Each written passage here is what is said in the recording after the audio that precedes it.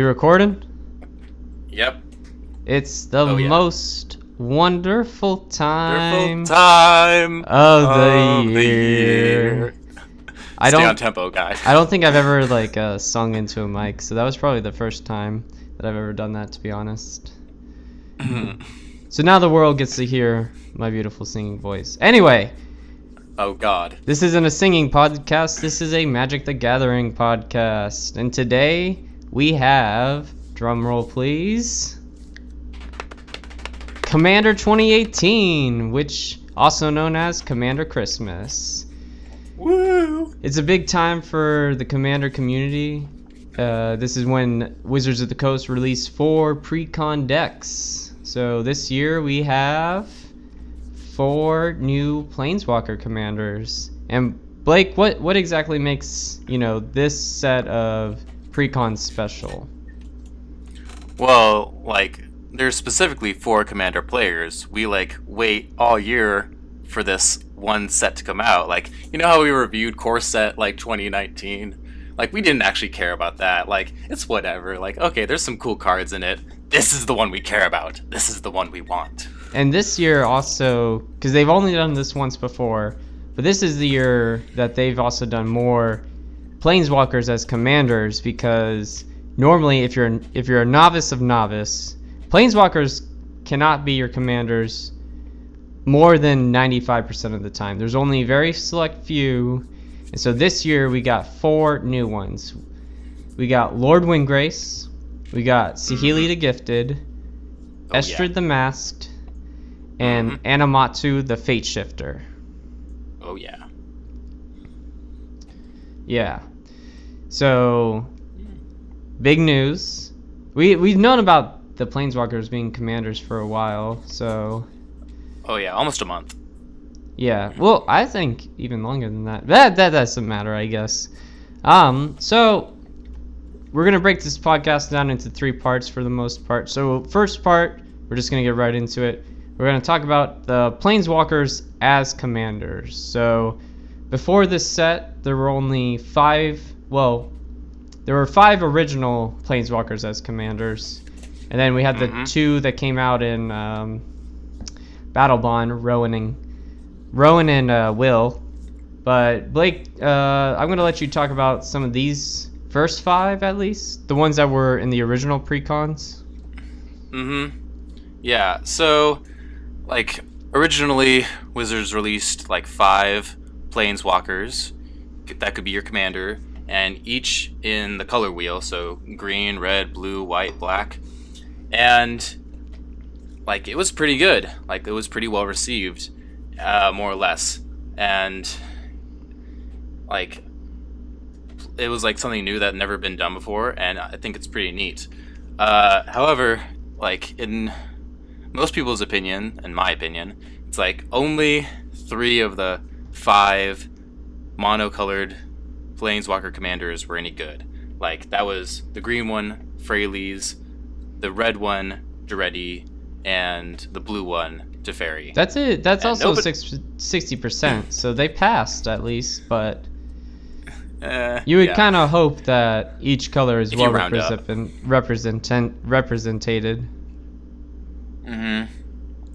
Nobody plays Nahiri or the human Obnixilis. They just I have never seen one. I don't see anyone play them online really, or whatever. But I like to quickly talk about them real fast. There's Teferi, the blue one. Should we talk about the whole description of it? Yeah, kind of go into him a little more, because he's normally considered a tier 1 commander. Yeah. Okay. So there's Chainveil Teferi, where Teferi is your commander. He costs 4 colorless, blue for 5 loyalty. +1, look at the top 2 cards of your library, put one of them into your hand and the other on the bottom of your library.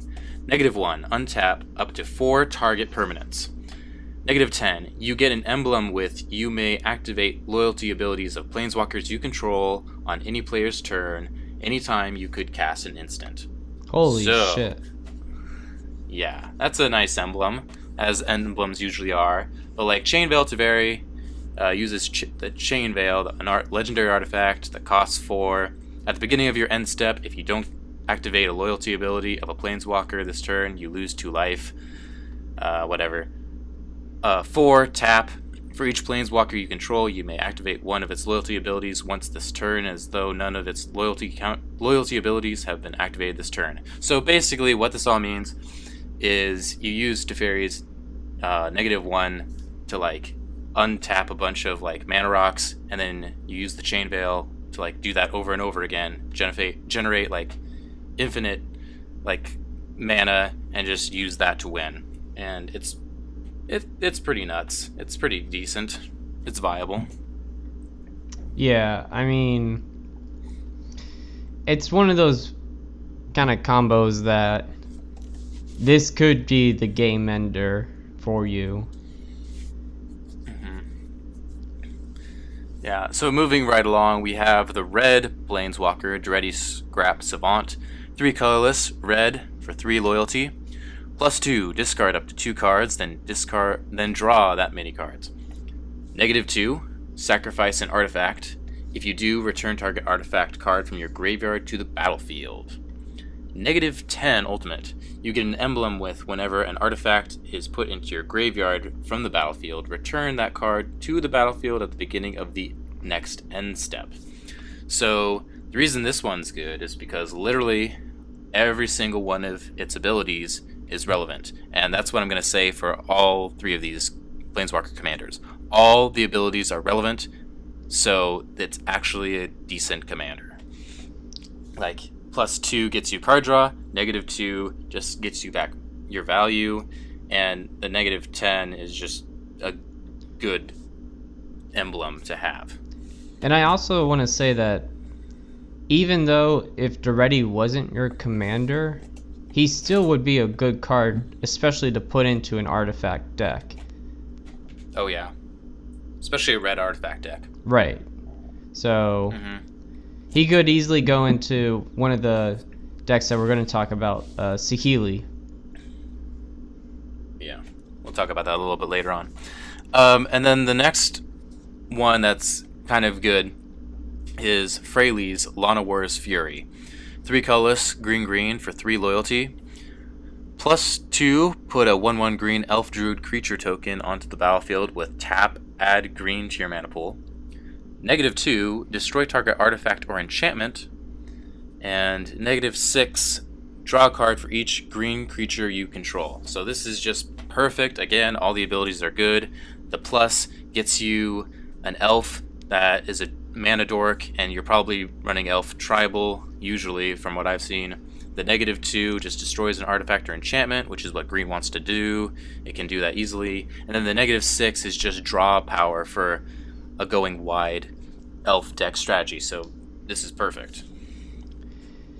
To be honest, of the 3, I guess, good ones that we just mentioned, Freylee's is my least favorite. Like, I actually totally forgot that she was a green commander, but I also forgot like the white and the black one. Really, in my opinion, the only ones that I've seen are the blue and red ones in any kind of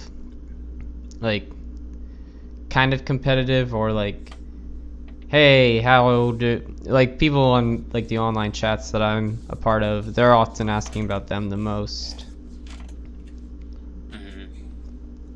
Yeah.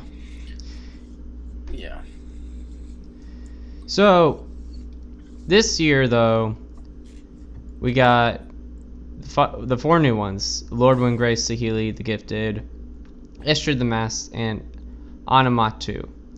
Now, these guys are a little, I don't want to say like underpowered, because you could definitely find ways to break them, but a lot of the consensus, at least from the Magic community, was that they were not as strong as kind of Wizards of the Coast had hyped them up to be.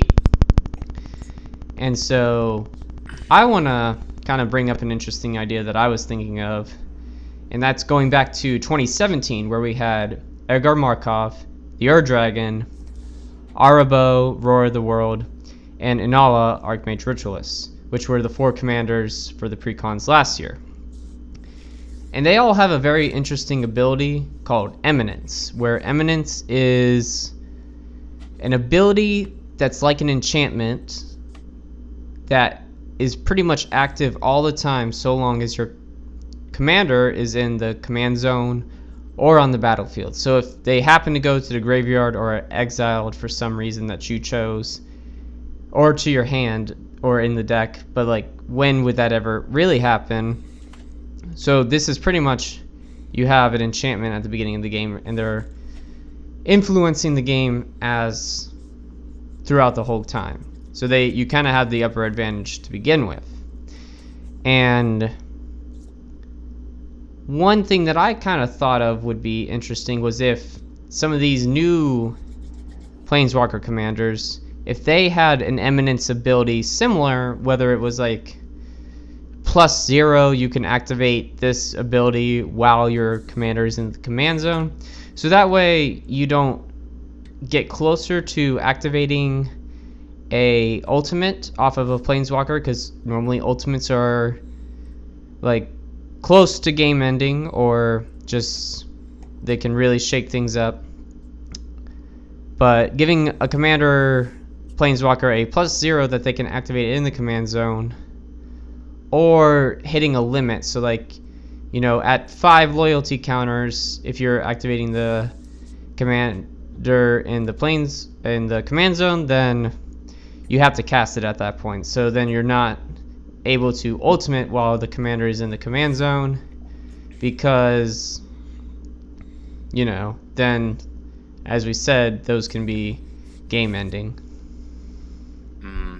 Yeah, it's an interesting idea. It's not sure we could like talk about the whole idea in this episode, but like I would almost think it would have to be like a +0, or it would have to be a 0, because like if it's a +1, you're like, or even just a negative, it's just like free advantage. Like I'm just trying to imagine like using a typical ability, but instead of being like a plus or minus, it's a 0, and no matter what it is, it's valuable, it's good.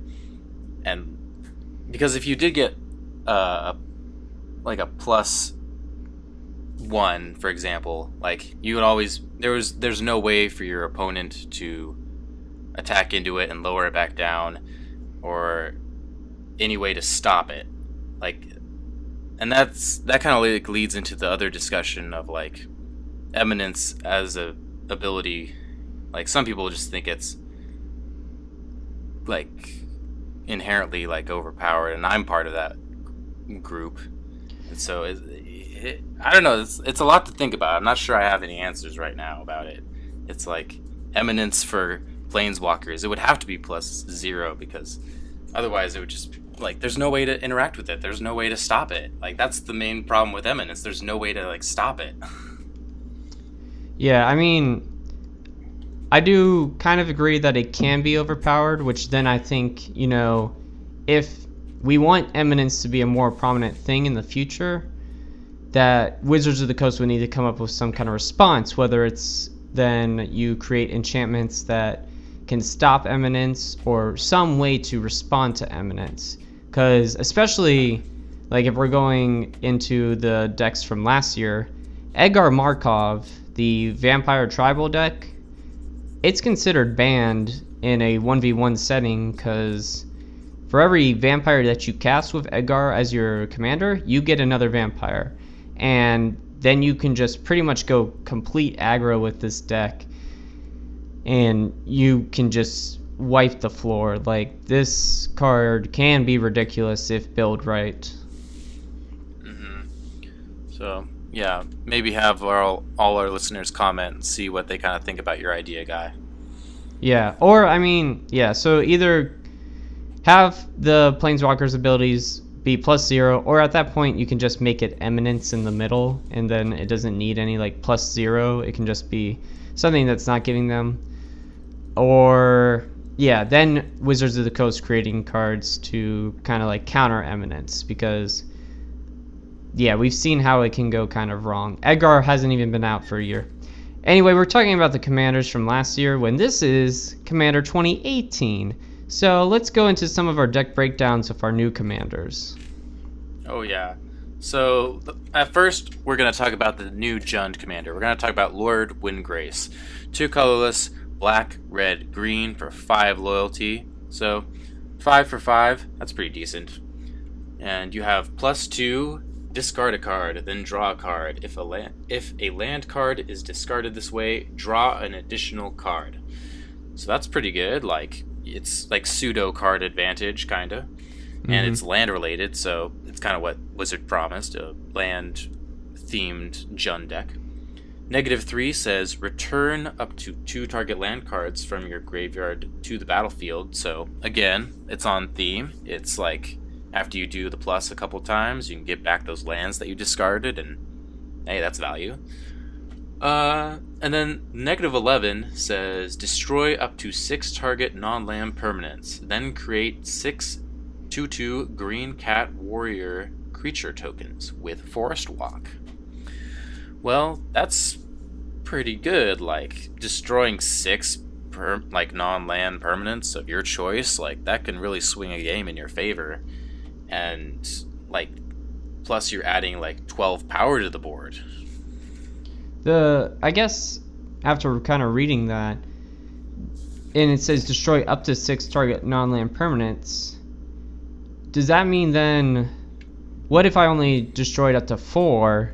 Do I still get 6 2/2 green cat warrior creatures? Yep. Wow. So regardless, you could, if there's not much for you to destroy, you don't have to destroy 6, but then you still get 6 2/2s. With yeah, Forest there could be Walk. some weird political situation. Yeah, there could be some weird political situation where you don't want to destroy 6. You only want to destroy 3. And like, I don't know, it's possible. So it's nice that they give you that option. Yeah. And then, like, kind of in relation to this card, like, another card that came out in this set is a land card called Forge of Heroes. And this is a land card. It taps for colorless, or it could tap, and this is relevant to all the new commanders. It says tap, choose target commander that entered the battlefield this turn. Put a +1/+1 counter on it if it's a creature, and a loyalty counter on it if it's a planeswalker. I think this land would, like, I don't see why any planeswalker commander deck wouldn't run this land. Can you? No. I mean, especially if we're going back to the Fury deck, where it's like untap some cards. It's like, okay, well, untap to just then add, untap up to 4. Is it 4 non-land permanents?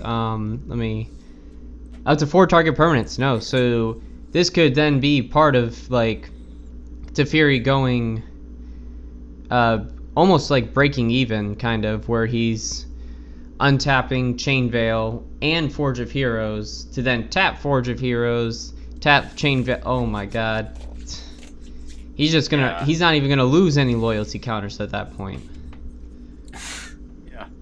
Well, yeah, like, yeah, it's pretty good. And like, so like I don't know, between like Lord Windgrace is in green, so it can like run Forge of Heroes, and then it can run like Doubling Season. So like normally like it takes 4 turns to get to the ultimate, but I think like if you have Lord Windgrace and you then tap Forge of Souls to add a counter on it while you have Doubling Season, and then you do the +2, it's like comes in with 5, and then you add 2, that's 7, 8, 9, 10, 11. And so you can like ultimate it the turn after, if you have Forge of Heroes and Doubling Season out. But I think still, Forge that's of like Heroes amazing. is definitely better in the circumstances where, like in Teferi would be an example where Teferi is only going to be able to get to his ultimate by +1.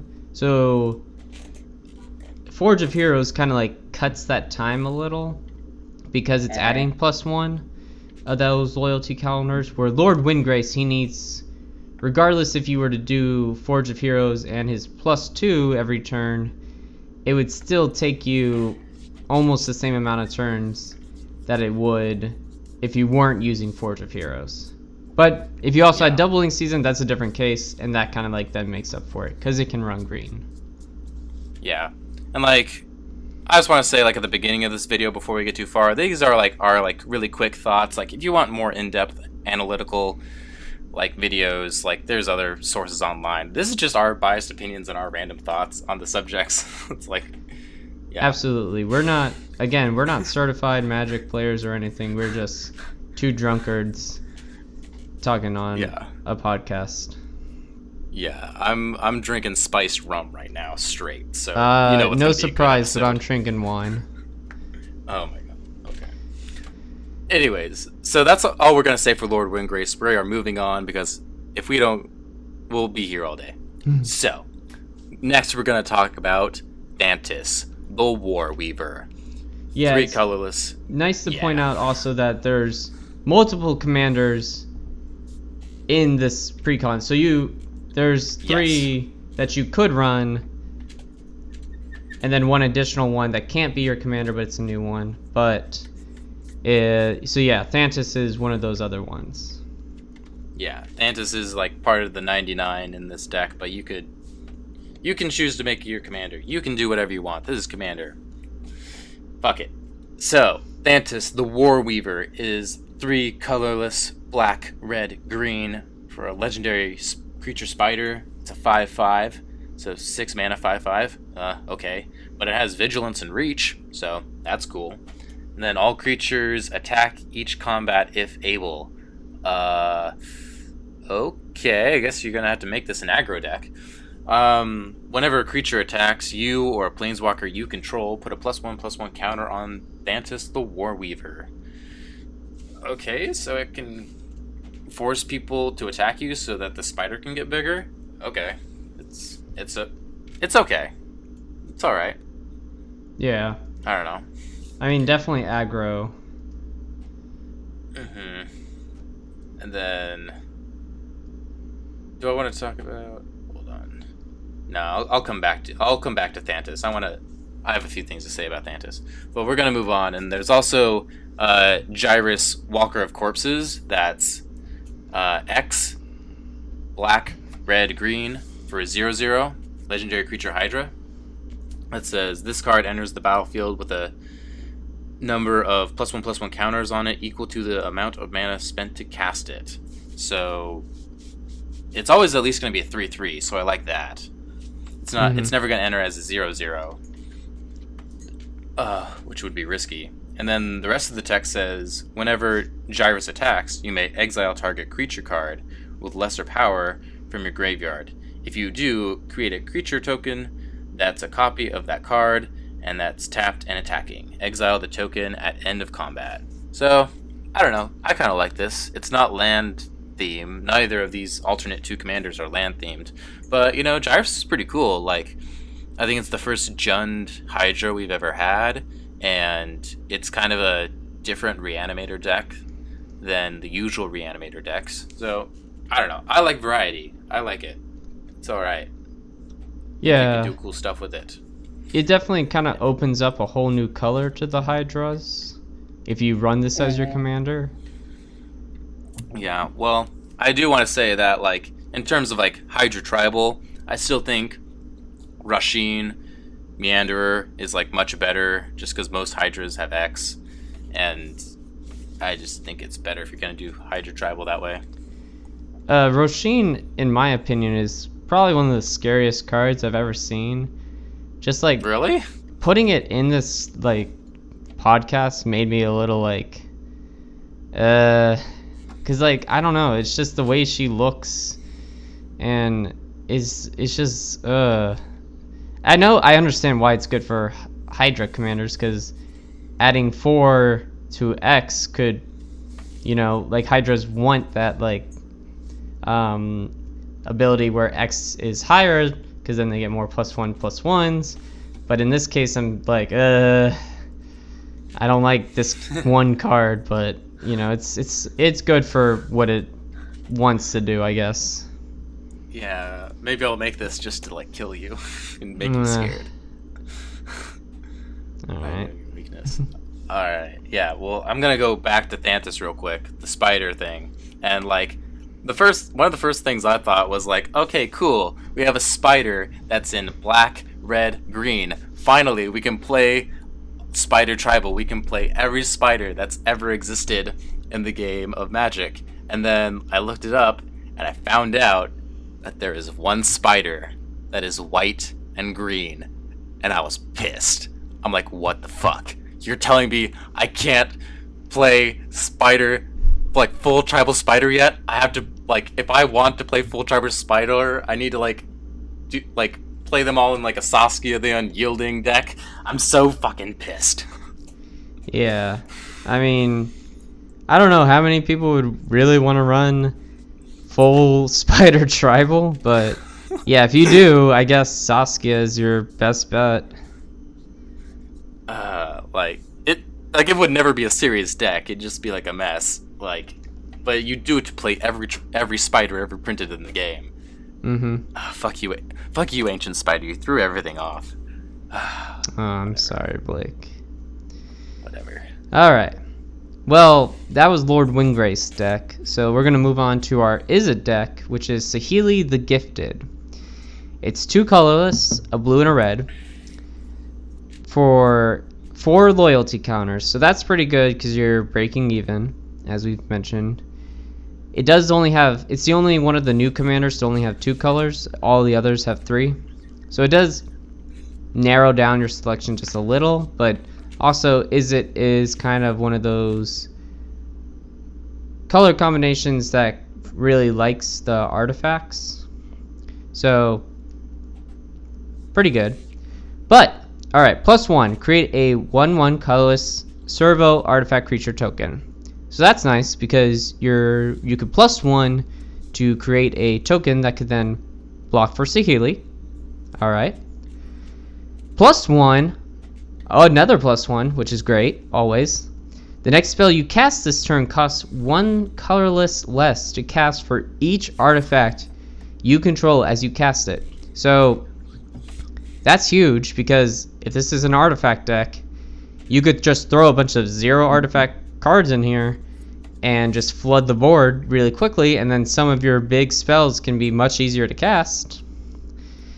And her -7, her ultimate, is for each artifact you control, create a token that's a copy of it.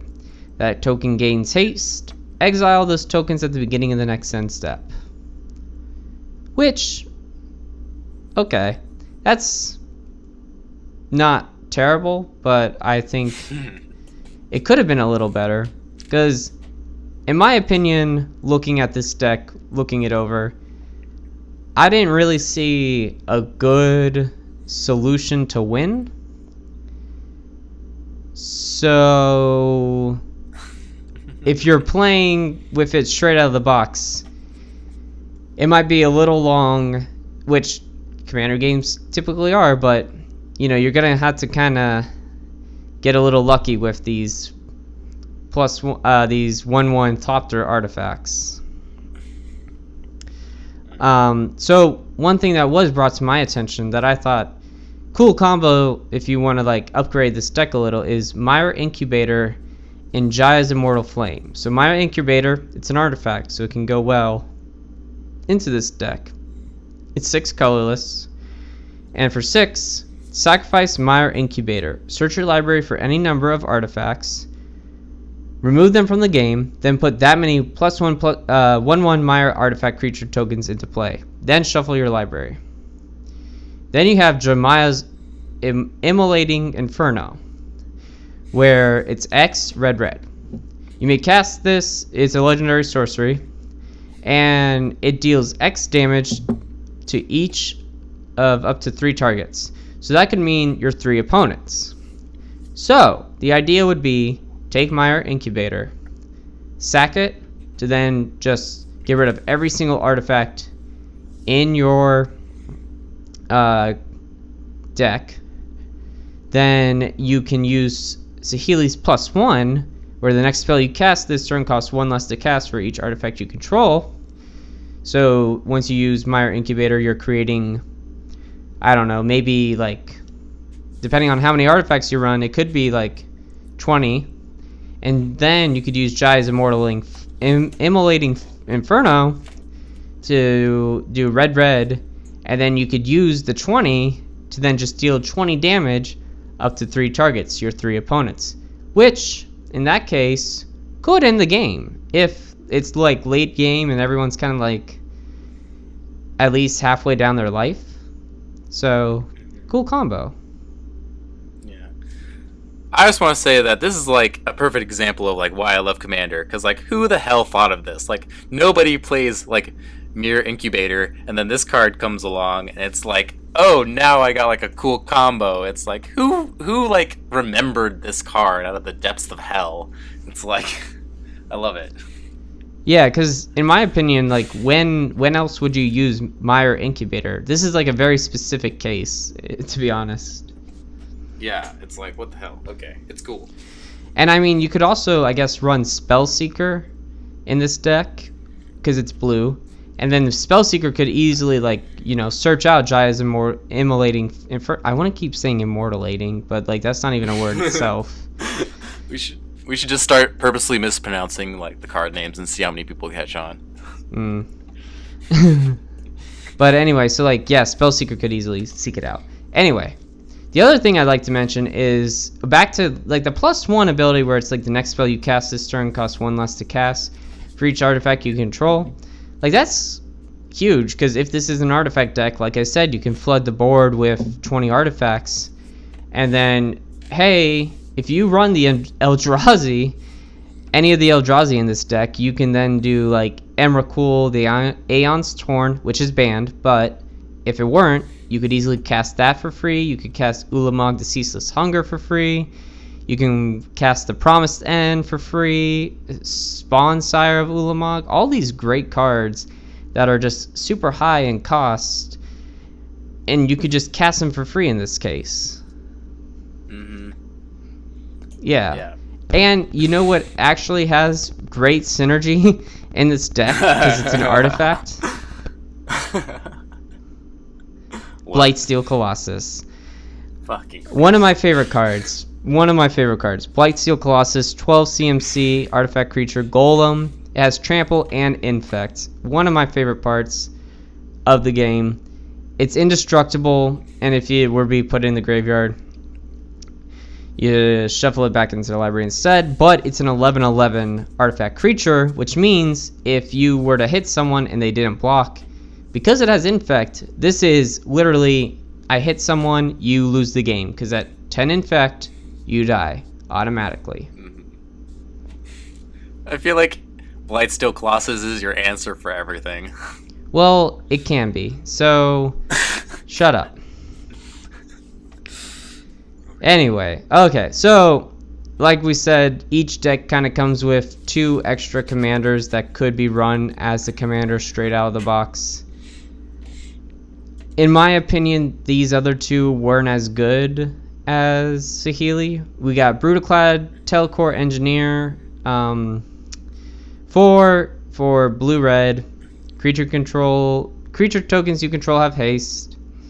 At the beginning of combat on your turn, create a 2/1 blue Mire artifact creature token. Then you may choose a token you control. If you do, each other token you control becomes a copy of that token. Which, like, not terrible, I guess, but still nowhere near as good as Saheeli, in my opinion.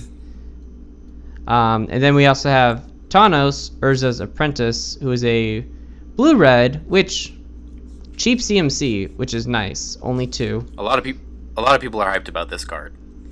I'm not hyped about this card, I guess. I can see why it's good, maybe, but like, I don't know. Saheeli, I thought was so much better. Blue-red, legendary creature, human artificer.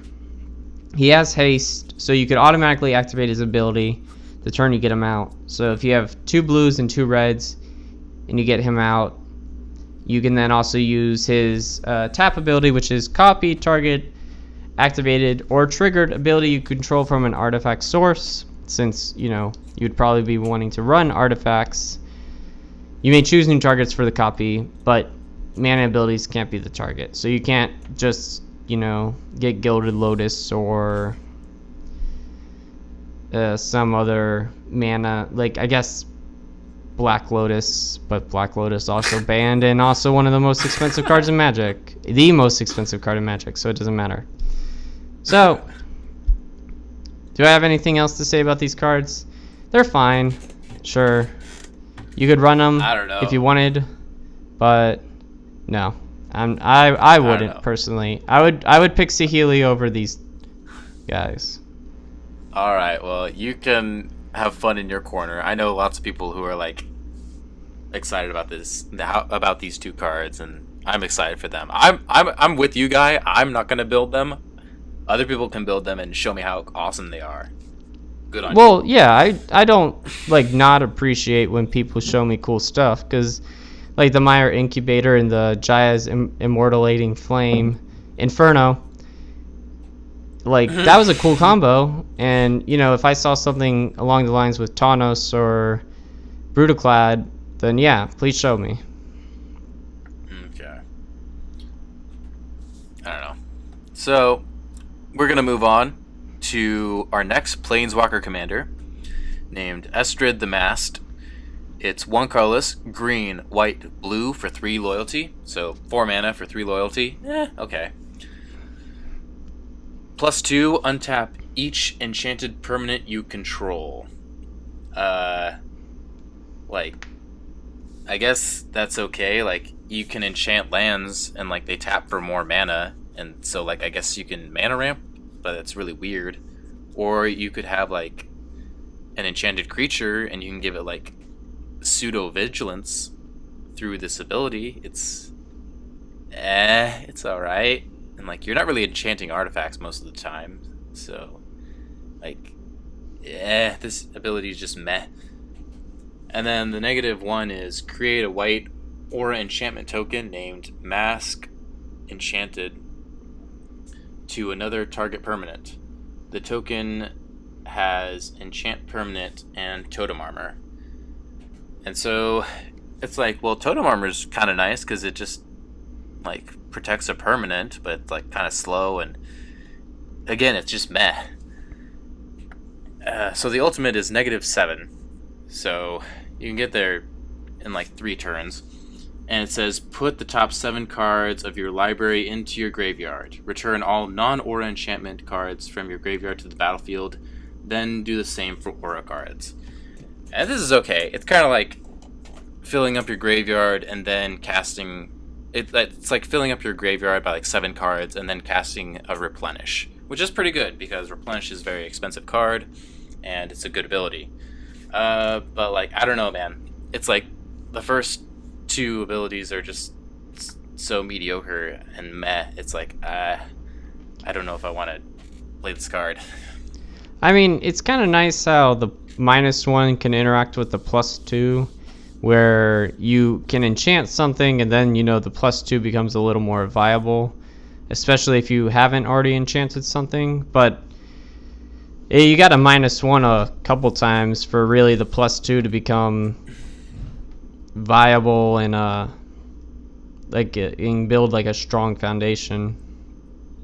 Yeah, and I mean the real ability I care about is like the ultimate, like, because it's basically like a Replenish, and so I want to get to that, so I'm gonna have to +2 it a bunch of times, and like that's assuming you already have enchanted permanents in play to like get the value out of that. I don't know, it's more situational than I would like. Well, if you had Forge of Heroes, this is an instance where you could essentially do the well, no, I guess not, because it's not like you would need Forge of Heroes and kind of like Chain Veil to almost like, you know, still get to the ultimate in 2 turns, because you do Forge of Heroes to add an extra 1, where you could do the -1, and then you could use Chain Veil to then, you know, do the +2. You could also enchant your Chain Veil. That just sounds like so much more difficult. Yeah, as I said it's kind of like. I mean, I like the idea because I never thought of that. Like, I just thought like, why would you ever put artifacts in an enchantment deck. Like, I'm just assuming that this is going to be an enchantment deck, like most people will. But like, yeah, that's. I mean, you could enchant an artifact. There's nothing stopping you. But like, that just seems like such a foreign idea to me. Like, I never even would have thought of that. I don't know. I don't know. It's. I don't know. I'd just much rather play Sigarda. Whatever. Anyway, we have for the other commanders in the deck, we have Kestia the Cultivator, 1 colorless, green, white, blue for a 4/4, legendary enchantment creature, Nymph. It has Bestow for 3 colorless, green, white, blue. Like, Bestow was an interesting mechanic. And enchanted creature would get +4/+4. But the real thing we care about is whenever an enchanted creature or enchantment creature you control attacks, draw a card. So, like, again, this kind of like requires setup, assuming you already have enchanted stuff to get the value out of it. And like, I don't know, it seems like just a little bit slow. And also, I want to say, when I first saw this card spoiled with just the art, I was like, oh my gosh, it's like Theros block. It's going to be an indestructible enchantment. I love indestructible enchantments. But then it wasn't. And I was like, no! It's so easy to get rid of. Fuck. You thought this card was going to have black? No, but like, okay, I'm not sure if you know what I'm talking about, but like, there were the legendary enchantment creatures, like if they had enough devotion, then they'd turn into creatures. But all of them, no matter what their color, they were indestructible enchantments, first off. Right, okay. Now I remember what you're talking about. Mm-hmm. So I thought this card was going to be like that, and I'm like, hell yes, indestructible enchantment. And it's not. And I'm sad. Well, maybe write a letter to Wizards of the Coast or something. I'm gonna write a very immature complaint letter. Do it when you're sober, though, to be honest. I don't know. Yeah. No, I'll write it right now during the podcast. I don't know. You're about to hear a lot of tapping on buttons. No, whatever. Anyway, like, I don't know. It's nice because it's an attack trigger instead of a combat trigger. That helps. But it's really hard to bestow creatures, like I said, and then get the value out of it. You're gonna want a bunch of totem armored creatures, because that's like the best thing you can do by enchanting something is to make it indestructible, but only once. I don't know. It's just too slow. I hate it. I'm sorry. I don't like it. I mean, the bestow that can get around the commander text, though. I guess, right? I don't think it does. I think if you're casting this for the second time, you have to pay 5 colorless, green, white, blue. Actually, don't quote me on that. I'm not sure. I don't know anything. Okay, we'll look into that and maybe we'll say something sometime else. Because I think that kind of plays into another mechanic that we'll mention later on in the episode. But yeah. Yeah, we'll get to that one. Anyways, but I do want to talk about Tuvasa the Sunlit, which is green, white, blue for a legendary creature, Merfolk Shaman. 1/1. It says this card gets +1/+1 for each enchantment you control. And also, whenever you cast your first enchantment spell each turn, draw a card. So, where do I want to begin? So, I like this because it's cheap mana cost. It's only 3, so it's like you can cast it multiple times if needed. It does start off as a 1/1, which sucks, but it's like, I'm just like, obviously, okay, I'm sorry, I can't help this. Like, I just think about this as Enchantment Voltron, where you just put a bunch of auras on her, or enchantments that help her out, and so like it quickly becomes very large, and you kind of make it unblockable, protection from creatures or whatever, and then like you deal Voltron damage or whatever.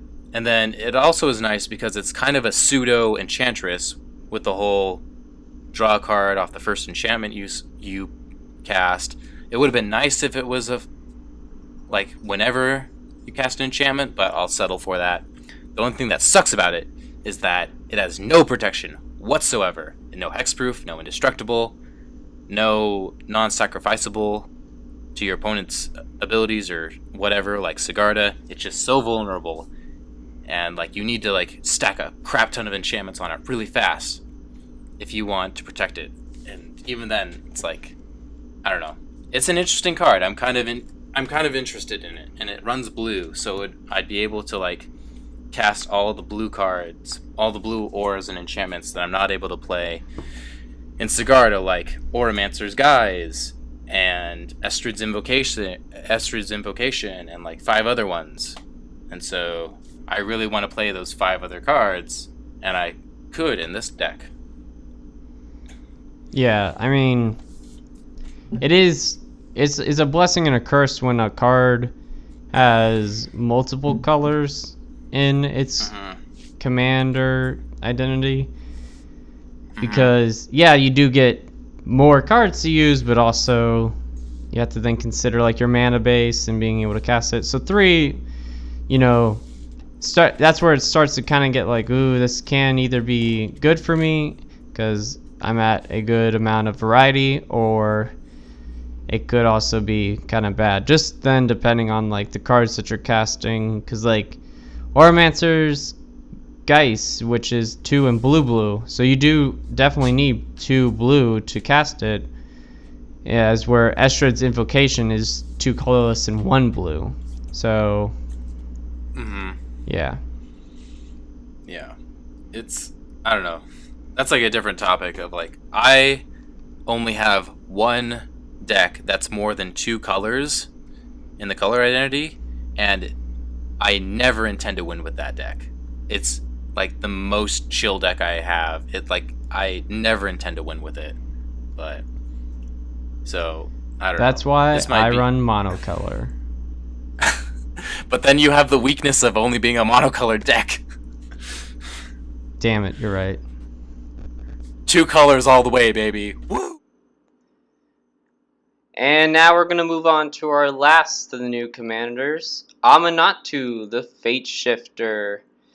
Fun fact about her, she is the youngest of all the Planeswalkers. She's only 8 years old. So, to be a Planeswalker at 8 years old, you're accomplishing a lot. Because like most of the other ones probably are at least like 20, 25, or older. Like Nicol Bolas is probably like thousands of years old, actually. Yeah. And so when I first saw the art for this card be spoiled, I was like seriously hoping like, please don't let this be one of the Planeswalkers. Please don't let this be one of the Planeswalkers. She's going. Because I thought like it was just scary and creepy as fuck. I was like, I don't want this to be one of the cards. Like it could be like maybe a sorcery, but yeah, it was one of the Planeswalkers. But after now, like, getting to know this deck a little better, it's actually the deck I'm most excited for. So, Amanatu, the Fate Shifter, is a white, blue, black for 3 loyalty counters. So, pretty good because you're breaking even. Her first +1 is draw a card. Then put a card from your hand on top of the library. Pretty good. I'll get into why I think that's, a little better. It's a very blue thing to do, at least, is, you kind of assess what's in your hand and then you put something that you don't need either back onto the graveyard on the top of the library for the future. -1, exile another target permanent you own, then return it to the battlefield under your control, which can be useful if someone gains control of some of your stuff and you want it back. And her -6, which is probably the coolest or the most unique of the ultimates, at least for these Planeswalkers. Choose left or right. Each player gets control of all non-land permanents, other than Amanatu, controlled by the next player by the chosen direction. So if you choose left, everyone has to pass their cards to the person on the left. So this could be a good, bad scenario because, you kind of want to assess like which one of your opponents next to you has the better stuff, then you could take it. But it could also then screw over an opponent where, they might not have anything and they could give it to someone else and they could give basically nothing to another opponent. And that could also be a factor into why you're giving away some stuff.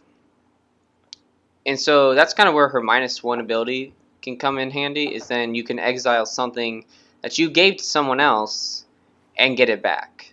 So, pretty good. I think it synergizes fairly well. Yeah, it's almost like a chaos. Like the last ultimate is like almost like a chaos card. Oh yeah, definitely. And it just, so it's very chaotic. It's one of those abilities that make Commander fun, I mean, you could use this, I guess, in Modern now, but why would you? Anyway, so going to kind of why her +1's pretty good is it really kind of goes into the mechanic of Miracle, which is on not every card, but it's on a handful of them, where, it's a very good effect for a high converted mana cost. But you could cast the card for its Miracle cost if it was the first card you drew that turn. So, to name an example, Temporal Mastery, which is probably the best of the Miracles, in my opinion, where you can draw it and then immediately play it for a colorless and blue, you get an extra turn. It's basically Time Walk, yeah, one of the Power 9. So I run this in my Jace deck at least, and I never want to start a hand with Temporal Mastery because I want it to be a card I draw into and I get to use it for its Miracle cost. So, but with Amanatu, that doesn't matter because I can just then, have it in my hand and then draw a card, get something a little better that's more useful at the time, put Temporal Mastery back, and then draw into it. Though, I should mention that Temporal Mastery does not come in this deck. It's not like a super high price card, but it is a little pricey. I think it's like sitting around 15 to 20 right now. Yeah, about. Yeah, so one of the nice Miracle cards, I guess, that got reprinted for this set was Entreat the Angels, which is XX white, white, white, and you put X 4/4 white angel creature tokens with flying onto the battlefield.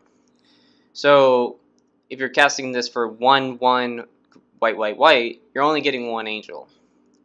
Cast it for 2/2 white, white, white, you get 2 angels. Now that's 7 mana for 2 4/4 angels. Not really the best. But for the Miracle costs, if you're casting it for 7 mana, you're getting 5 angels. Much better. Much, much better. Yeah. So, no longer yeah. shit. It's one of those kind of situations where, Amanatu can definitely abuse this card. So, pretty good. Let's see. Alright, so then we got the other 2 commanders that could be your commanders right out of the deck. Well, for this one, I would say that this isn't probably the deck that you want. You don't want this card to necessarily be your commander. It's Farina Lich Queen. For this deck, for this precon, is what I'm saying. And it's a colorless white, blue, black zombie wizard. Whenever you attack with 1 or more zombies, draw that many cards. Then discard that many cards. Gain that much life. So, it's a very, again, blue thing to do, where you're drawing cards, you're assessing what you have, and then you're discarding those cards, but now you also get the advantage of gaining life. Very nice. Then you got 2 colorless to exile 2 cards from your graveyard, which you'll definitely be wanting to abuse with her first ability, to then create a tapped 2/2 black zombie creature token. So they feed into each other very nicely.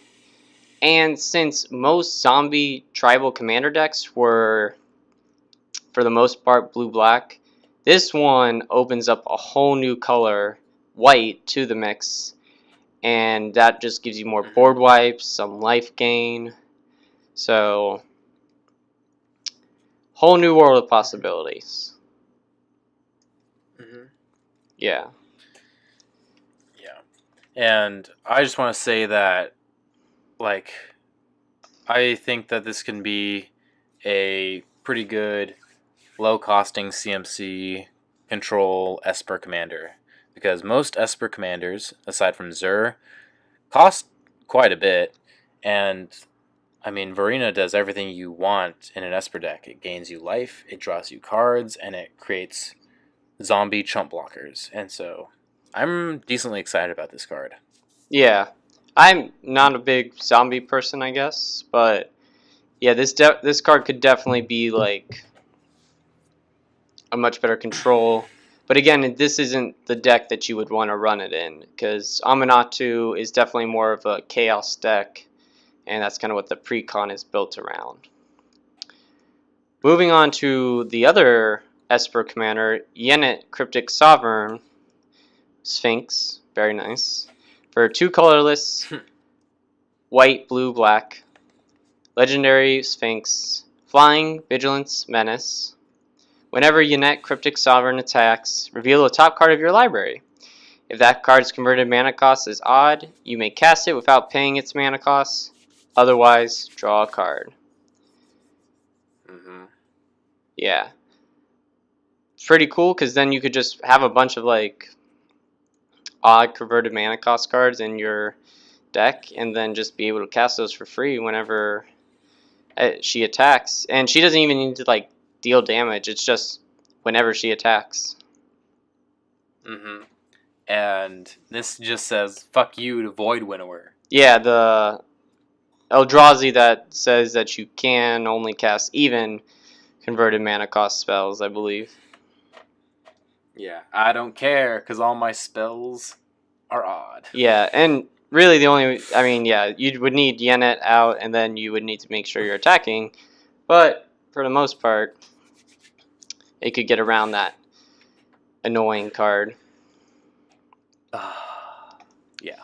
So, we're now going to go into something else that we noticed in the precon decks, and that was the Commander Storm cycle, which are 5 cards. Each of them are monocolored, and each of them kind of highlight something that that color likes to do.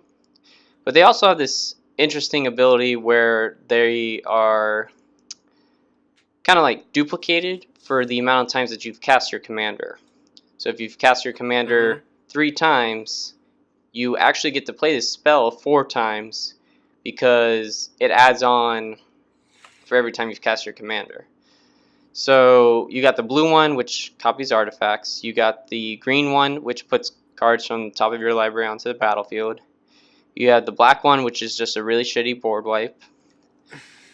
You got the red one, which is copying instants and sorceries. And then you got the white one, which is creating more angels. And another thing, I guess, haven't really... The only one that's not a sorcery is Fury Storm, which is the red one. It's an instant. Yeah, so that's nice that you'd then be able to cast this at any point, because maybe you want to copy someone else's stuff. Yeah. So the one that I kind of want to talk about is the blue one, Echo Storm, which is 3 colorless, blue. And you cast a spell, you copy it for every time you've cast your commander. So in these situations, you normally want a lower CMC commander. So if I had my Jace deck, I could then cast Jace maybe 4 times before I've cast Echo Storm, because at that point Jace is not even going to be that much to begin with. And then I can create a token of target artifact. And so I would obviously, if the stars aligned, I would want to copy Blightsteel Colossus. So if I have one, I've cast Jace 4 times, I get to copy Blightsteel Colossus 5 times. So now I have 6 11/11s, indestructible Blightsteel Colossuses. If that's not like game-ending like strategy, like I don't know what is. Very specific, and Yeah, it'd kind of be hard, but if you were to able to pull it off, it's things like this that can make Commander so much fun. That's why it's great. Hmm. And I just looked it up, but I was hoping that like the legendary rule would kick in and that he'd only be able to create one Blightsteel Colossus. But no, it's like Blightsteel Colossus is an average artifact creature. He could do it. Fuck. Well, if Blightsteel Colossus was legendary, then I can make a commander out of him. Yeah, I just thought about that. Like that would be an interesting deck. Oh well. All right. Yeah, the card I want to talk about of these 5 is the red one, Fury Storm. 2 colorless, red, instant, that says, when you cast this spell, copy it for each time you've cast your commander from the command zone this game. You may choose new targets for the copies.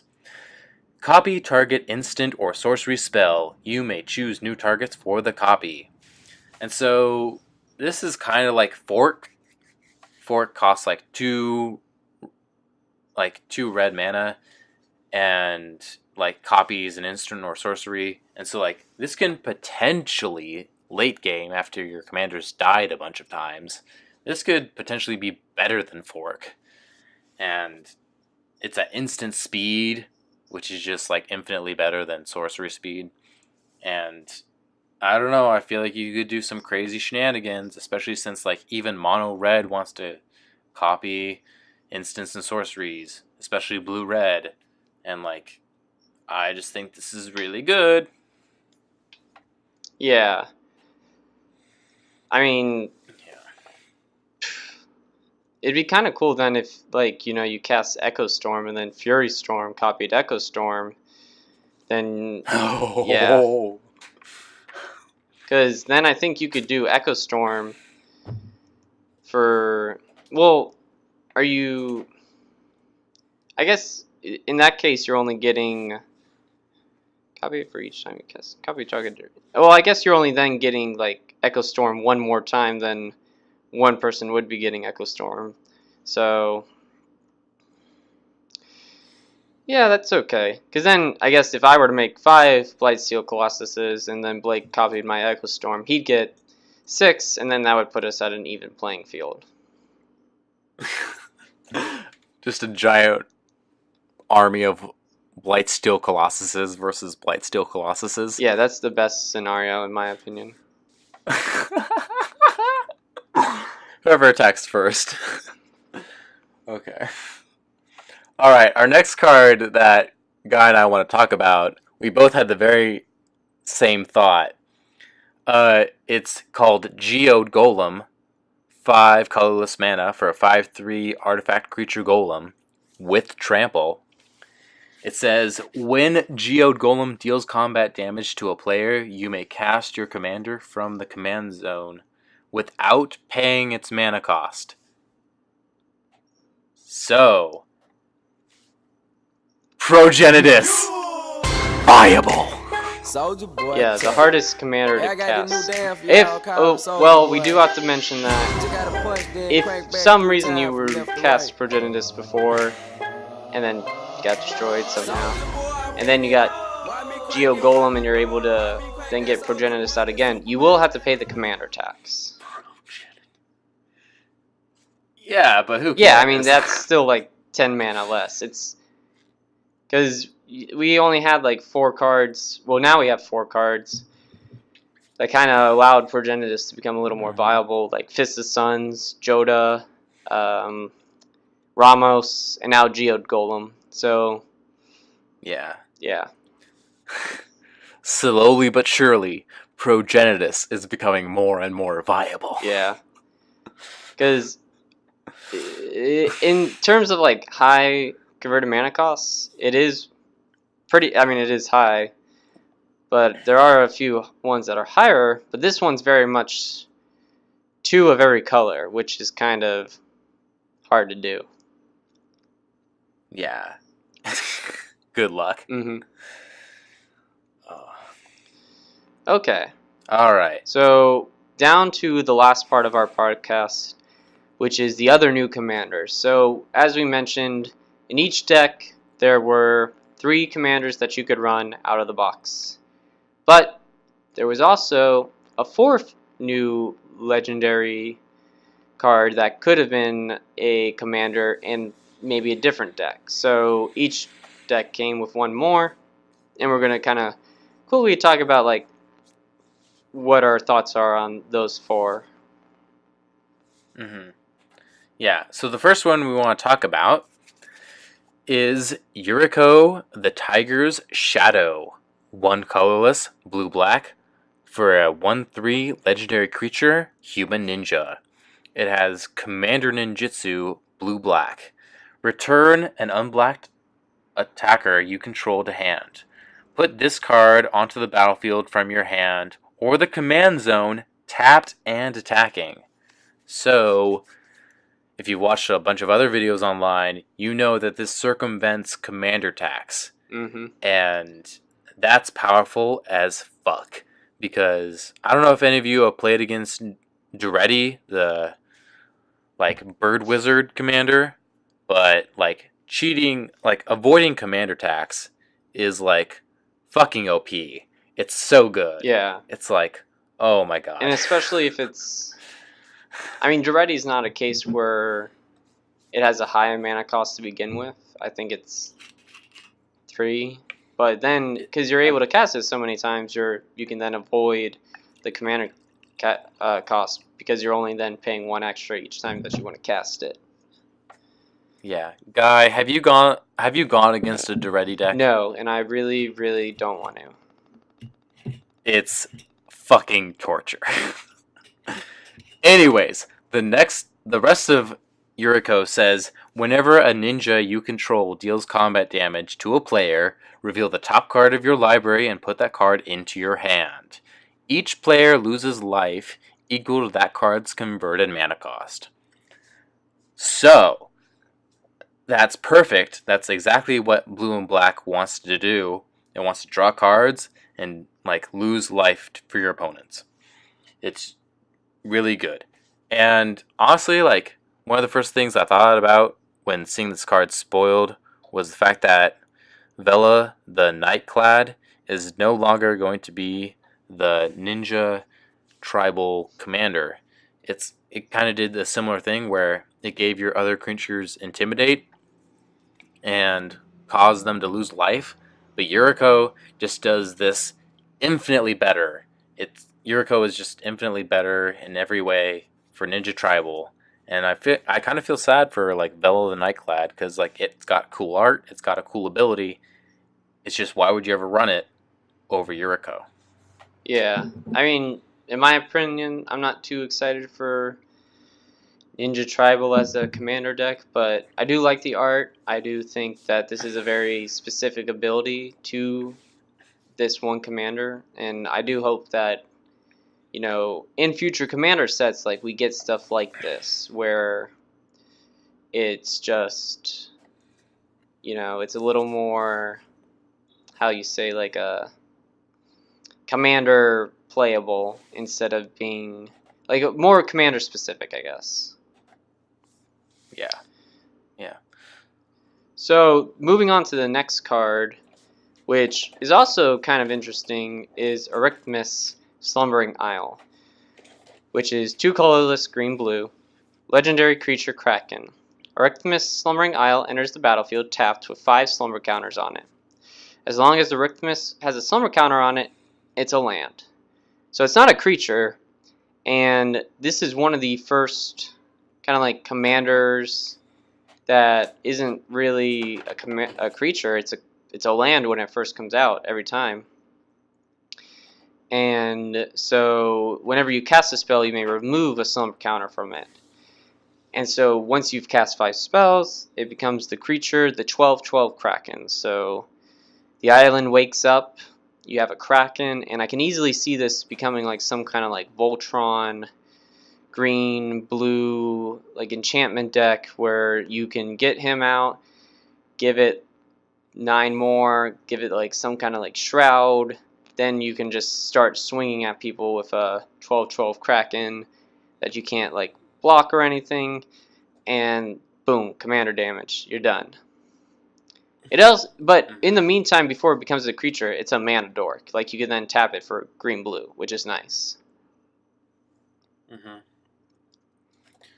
Yeah, it almost seems like I don't know. I'm not sure if it'll run enchantments, but like just a bunch of blue spells that'll make it unblockable. Oh yeah, that's another Like, strategy.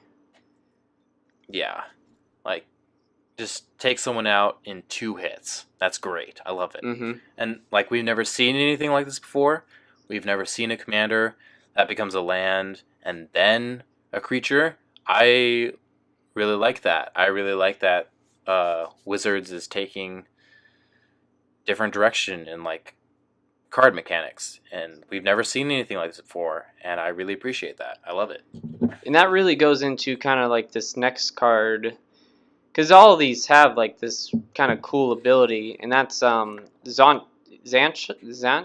Chancha. You're having trouble with that. I like this card a lot. I just don't know how to pronounce it. We're just gonna call it Sleeper Agent. So Sleeper Agent has Okay. colorless, black, red. It's a minion, and when it enters the battlefield, an opponent of your choice gains control of it. So you're never really using it. And so whenever Sleeper Agent attacks each combat if able, and can't attack its owner or planeswalkers its owner controls. So you can give it to someone else, but then Sleeper Agent's never going to actually attack you. Her loyalty lies to you. And she has this 3 colorless ability where the controller, so whoever has her at the moment, loses 2 life and you draw a card. So anyone can activate this ability, actually. So kind of incentivizes your other opponents once you give it to kind of like the target that, you know, hey, attack so-and-so, or, you know, activates this ability so we can lower so-and-so's life, and then you get to even draw cards. I mean, the one downside I see to this card is, you know, it's a 3 converted mana cost. You give it to an opponent, and now it's a 5/5 for them, which is kind of high, but I guess it gets, yeah. I mean, with commander attacks, you factor in a little, then it's kind of like, whatever. Yeah. I don't know. I really like the fact that it's like just something we've never seen before, and it gives us a lot of different options of deck building. And like, yeah, it's a 3 mana 5/5 that an opponent of your choice gains control of, but like, I don't know, it just creates an entirely different dynamic. It's highly political, which I love, and I don't know, I just love almost everything about this card. Mm-hmm. Mm-hmm. And one more. Yeah. Mm-hmm. That's you, Blake. You want me to talk about Yeah, it? because I don't like it. Okay, fine, you fucker. Okay, so we're going to talk about Barchild, Betrayer of Kajeldor. I don't know. I mean, I didn't know how to 2 pronounce colorless. the card's name, so it's fine. Whatever. We're bad. I'm a little bit drunk. So 2 colorless red for a 3/3 legendary creature, Human Knight. When this card deals combat damage to a player, that player creates that many 1/1 red survivor creature tokens. Survivors your opponent's control can't block, and they can't attack you or a planeswalker you control. When Varchild leaves the battlefield, gain control of all survivors. Guy, I want you to talk about this card. Okay. The reason I don't like this card is 2 reasons. One, there's no trample. So every time that you're attacking, it's kind of a risk of whether or not you're actually going to deal damage. Like, maybe your opponent's like, yeah, I'll take the 3 because then I can get survivors, but, you know, I can't use those survivors against one opponent, so, like, it's kind of like, eh. But then also, in order to get those survivors, your commander needs to leave the playing field. And, once you want to recast it, like, multiple times to just kind of maybe create this army of survivors, it just seems like the ability doesn't... It's kind of thought out, but it's not well thought out. I don't know, because, you can potentially get this out turn 1 with a mountain and a mana crypt. And then turn 2, swing into somebody, and, just keep swinging over the next few turns into people that don't have anything to block with. And you create a bunch of survivor tokens. And yeah, maybe by, turn 4, 5, or 6, they board wipe. But then, I don't know. I don't know. I don't know why, but I want to see this card succeed. I think because it's mono red.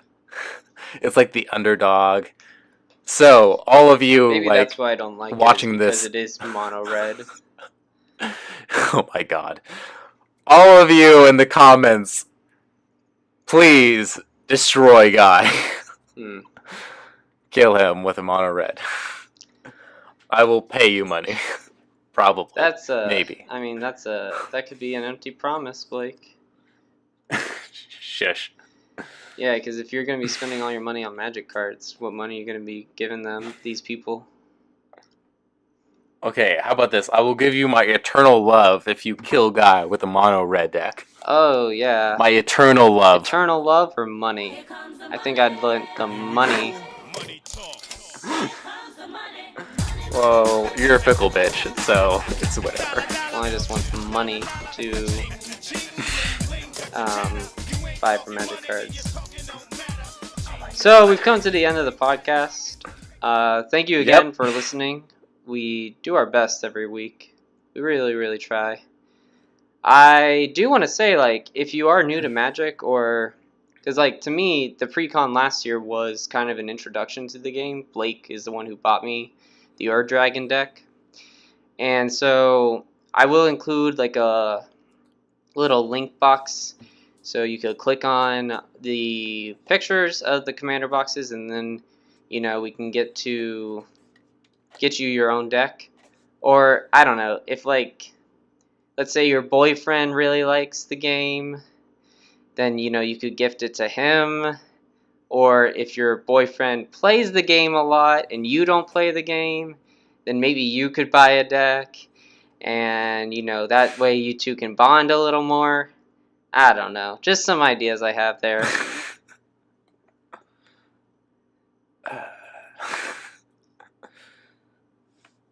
Just play card games.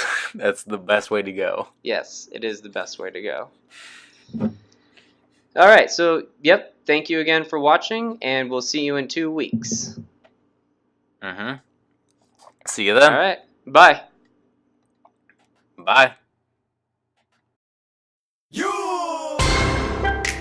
Soldier Boy, tell. Hey, I got this new dance for y'all called the Soldier Boy. You gotta punch, then crank back 3 times from left to right.